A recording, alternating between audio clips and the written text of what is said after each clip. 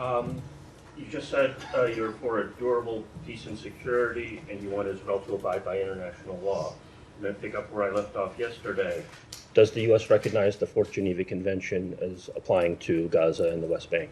Sam, I'm not going to get into the specifics of the legal aspects of this. I would have to double check for you. But what I will just say is that we have made take clear. Up a lot of time if we're going to just Great, repeat. we can. No. I mean, I'd like to move on if we're Okay, if you're just going to repeat. It has been long-standing U.S. policy that the Fourth Geneva Convention does apply. Indeed, if the Fourth Geneva Convention doesn't apply, it's not clear to me what legal constraints there are on Israel. The Hansel memo was issued by Cyrus Vance when he was Secretary of State. That was U.S. policy. That's been U.S. policy. Pompeo seems to have said, we're not going to abide by this. Has this State Department, has the Biden-Blinken State Department effectively abrogated decades of U.S. policy and adopted the Pompeo policy on this question? I'm not sure what you're referring to, but okay, the Hansel memo is.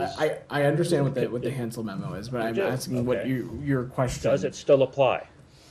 Does this State Department still abide by the Hansel memo? We have had no change in policy as it relates to the Hansel memo, which is something that Matt has spoken to a number of months ago as well. But let me just reiterate, Sam, that this we have.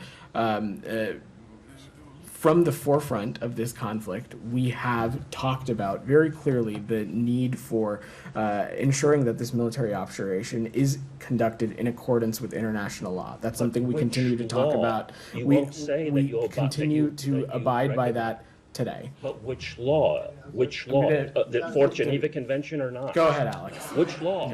It's a free fire zone if you're not going to abide by the Fourth Geneva Convention. Which law?